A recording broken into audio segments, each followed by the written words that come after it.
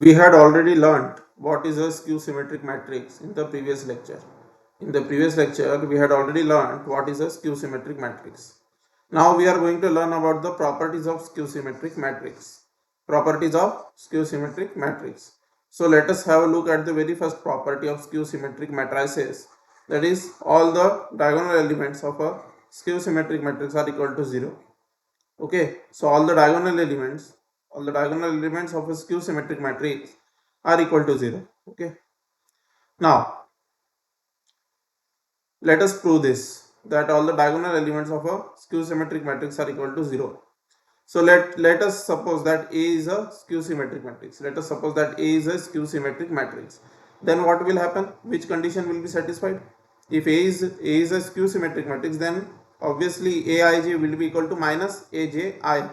That is, when we interchange the I and j, the element reverses its sign. Okay, if we exchange I and j over here, I becomes j and j becomes I. So I becomes j and j becomes I. As soon as we interchange these two, okay, the element is the same but with negative sign, opposite sign. So if this element is 3, then this will be minus 3. If this is 4, then this will be minus 4. If this is if this is minus 43, if this is minus 43, then this will be plus 43.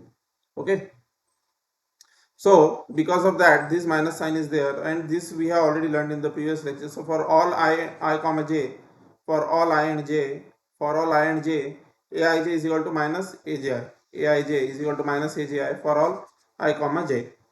Now, if this condition holds good, if this condition holds good for all I comma j, okay, if this condition holds good for all I comma j, then it will also hold good for I is equal to j. This is quite a common sense thing. If this condition holds for all I comma j, then this will also hold for I equal to j. This will also hold for I equal to j, because there is no restriction that I cannot be equal to j. There is no such restriction. Okay, there is no restriction that I cannot be equal to j. Okay, so we can take I equal to j for some specific cases, and I equal to j condition refers to diagonal elements. I equal to j condition refers to diagonal elements. Keep this thing in mind. Okay, diagonal elements. I equal to j condition holds for diagonal elements. Okay, so ai equal to aij is equal to minus aj for all I comma j, and as I comma j can have any value, as I comma j can have any value, so let us consider that I equal to j for considering diagonal elements. For considering diagonal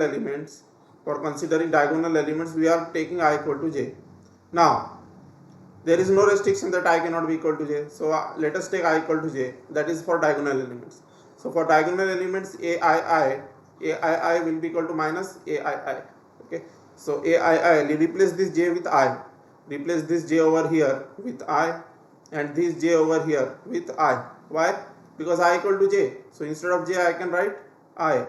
Instead of j we can write I, because I equal to j. So instead of j I have written I, and instead of this j also I have written I. Then aii equal to minus aii. Is equal to aii is equal to minus aii by this condition and this condition. From this and this we have aii equal to minus aii for all I, for all I. Now this refers to diagonal elements. Keep this thing in mind, because I equal to j holds only for diagonal elements, because I equal to j holds only for diagonal elements. Now bring this term to the left side. Bring this term to the left side. What will happen? Aii plus aii will happen. Okay, if we bring that term to the left hand side, this term, if we bring it to the left hand side, what will happen? Aii plus aii, aii plus aii equal to 0. Okay, so aii plus aii can be written as 2 times of aii. 2 times of aii equal to 0. So clearly it has been written 2 times of aii. 2 times of aii is equal to 0 for all I. Okay, 2 times of aii is equal to 0 for all I. Now let us divide both side by 2. Let us divide both side by 2. So it will be aii, over here it will be 0 divided by 2. So 0 divided by 2 is equal to 0. Okay, but what is aii? Aii is equal to 0 is the condition which we got. Aii is equal to 0 is the condition which we got. But what is aii? Aii is equal to diagonal element. Okay, AII is equal to diagonal element clearly. Okay. So AII is equal to 0 means that A11 will be 0, A22 will be 0, A33 will be 0, A44 will be 0, A55 will be 0. Okay. So AII is equal to 0 for all I. Okay. So it implies that A11 equal to 0, we can take various values of I. So A11 equal to 0, A22 equal to 0, A33 equal to 0, A44 equal to 0, A55 equal to 0. Okay. So it means that all the diagonal elements are equal to 0. It means that all the diagonal elements are equal to 0. This is the proof. Because these are all diagonal elements, so that's why we can say that all the diagonal elements are in turn all the diagonal elements are equal to 0.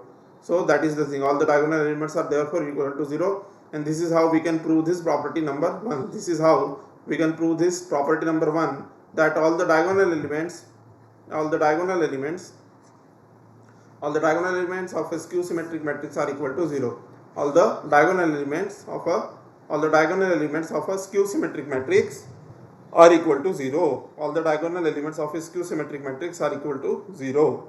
That is the thing. From here onwards, we will learn in the next class. From second property onwards, we will study in the next class. Okay. From second property onwards, we will study in the next class.